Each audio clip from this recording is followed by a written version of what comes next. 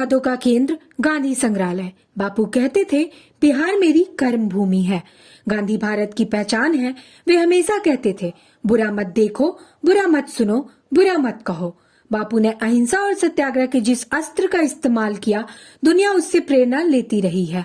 बापू में अहिंसा और सत्याग्रह का भाव पैदा करने के लिए बिहार का बहुत ही बड़ा योगदान रहा है। विपुल सिंह, पटना। महात्मा गांधी को बिहार से खासा लगाव था। वे चंपारण जाते समय वर्ष 1917 में पटना में रुके थे। इन्हीं के नाम से पटना में गांधी मैदान है। पटना के गांधी संग्रहालय में बापू की यादें सहेज कर रखी गई है। संग्रहालय में चरखा सहित बापू से जुड़ी कई सामग्री सहेज कर रखी गई है।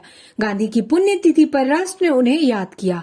गांधी संग्रहालय के परिसर में प्रवेश करते ही राष्ट्रीय एकता का संदेश देती सुंदर प्रतिमा दिखाई देती है। बाईं तरफ बापू और टैगोर, दो महान आत्माओं के मिलन को दिखाया गया है। आगे बापू और कस्तूरबा की मूर्तियां हैं। संग्रहालय में कई ऐसी चीजें हैं जो बापू के जीवन और स्वतंत्रता आंदोलन पर प्रकाश डालती हैं। बापू की वंशावली, संविधान की एक प्रति, यो बापू द्वारा इस्तेमाल की जाने वाली कुछ सामग्रियां की प्रतिमूर्ति भी रखी गई है। यहाँ चरखों का विशाल संग्रह भी है। चरखा यानी स्वदेशी और स्वावलंबन। बापू के अनमोल वचन। खुद वो बदलाव बनिए जो आप दुनिया में देखना चाहते हैं। आपको मानवता में विश्वास नहीं खोना चाहिए। मानवता सागर के समान है। यदि सागर की कुछ बूंदें गंदी हैं तो पूरा सागर गंदा नहीं हो जाता। खुद को खोदने का सबसे अच्छा तरीका है खुद को दूसरों की सेवा में खोदो। पहले वो आप पर ध्यान नहीं देंगे, फिर वो आप पर हंसेंगे, फिर वो आपसे लड़ेंगे और तब आप जीत जाएंगे। एक विनम्र तरीके से आप दुनिया को हिला सकते हैं। शक्ति शारीरिक क्षमता से नहीं आती है, यह एक अदम्य इच्छा शक्ति से आती है। कमजोर कभी माफी नहीं मांगते। क्षमा करना तो ताकतवर व्यक्ति की विशेषता है।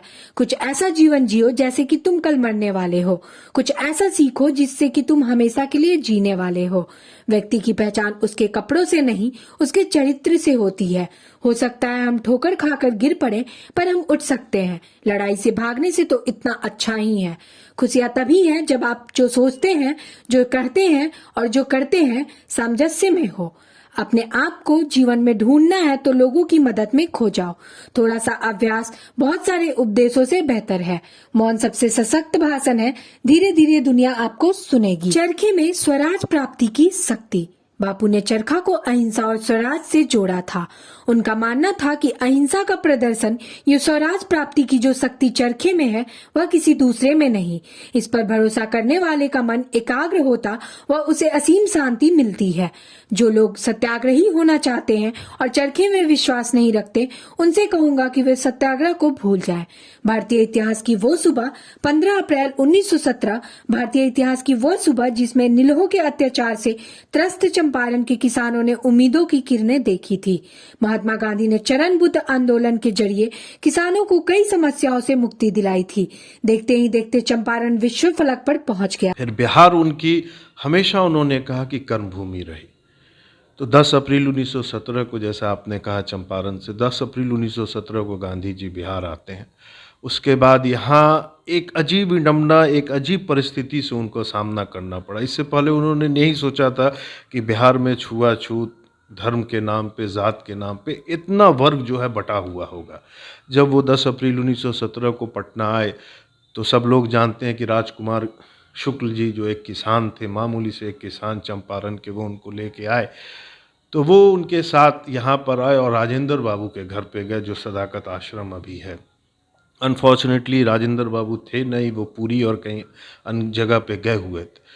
तो वहाँ जो राजेंद्र बाबू के जो स्टाफ थे, जो उनके पीछे में सब, तो उन्होंने गांधी जी के उनके टॉयलेट को, उनके बाल्टी को, उनके कुओं को इस्तेमाल करने से रोक दिया। तो गांधी जी बड़ा विचित्र परिस्थिति में पड़ गए कि राजकुमार शुक्ल की ये हैसियत नहीं थी। पहले, उससे पहले वो राजकुमार शुक्ल को समझ रहे थे कि बिहार के एक नामी ग्रामी, जिसको कहते हैं ये हैं किसान है, इनका कुछ होल्ड होगा पटना में भी। जब वहाँ पे उन्होंने राजकुमार शुक्ल को देखा, जो उनकी दुर्दशा देखी, तो उनसे रहा नहीं गया। तब उन्होंने एक चिट्ठी अपने एक मित्र, जब वो बैरिस्ट्री कर रहे थे लंदन में, तो मौलाना मजरूल हक, तो वो मौलाना मजरूल को उन्होंने एक चिट्ठी भेजी कि भाई मैं आया हुआ हूँ इस क्रम में पटना, मुझे जाना है, तो आपसे मिलना है। तो जब मौलाना मजरूल को चिट्ठी मिली, वो सिकंदर मंजिल जो अभी बाटा के पास, अब तो मंजिल वो रही नहीं, पुराना, तो वो आते हैं, मौलाना मजरूल हक अपने साथ उनको लेके जाते हैं, गांधी फिर चले जाते हैं सिकंदर मंजिल, वहाँ पे ये सारी घटना डिस्क्राइब करते हुए फिर उसी शाम वो मुजफ्फरपुर के लिए निकल जाते हैं। मुजफ्फरपुर वहाँ पहुँचते हैं, उसके बाद वहाँ जेबी कृपलानी उनका स्वागत करते हैं। फिर जो वहाँ का एटमॉस्फेयर बनता है 3-4 दिन का, ये चंपारण सत्याग्रह का पूरा पीरियड है। जो गांधी, जहाँ तक बात गांधी संग्रहालय की है, इसकी स्थापना ही हुई गांधी जी के असैसिनेशन के बाद। जब 1948 में गांधी जी की हत्या हो गई तो देश के नेताओं ने सोचा कि भाई गांधी जी के सारे इसको कैसे प्रिजर्व किया जाए। हिस्टोरिकल है ये, एएन सिन्हा इंस्टीट्यूट में जो गांधी शिविर आप देखते हैं कि गांधी उस पीरियड में जिस वक्त क्या करते हैं 34 और इसमें जो कॉमनल राइट हो रहे थे, तो गांधी का कमोबेश 29-30 दिन का वहाँ पे स्टे है। और हमारे पास वो किताब भी है, बिहार की कौमी आग में गांधी ने, उनकी जो पोती थी, उन्होंने यहीं रह करके डे टू डे की डायरी है गांधी की। यहाँ से वो गांधी मैदान जाते थे, प्रार्थना सभा होती थी, फिर वो अपना सारा प्रोग्राम करते थे। तो हिस्टोरिकल प्लेस वो है। और ये दुर्भाग्य की बात है कि जब हम लोग चंपारण सेंटिनरी मना रहे थे तो बिहार गवर्नमेंट ने उसको करोड़ों रुपए में डेवलप किया था, लेकिन आज फिर आप जा करके देख सकते हैं उसकी दुर्दशा। हम लेटेस्ट खबरों को सबसे पहले देखने के लिए सब्सक्राइब करें डिजिटल न्यूज़ 20।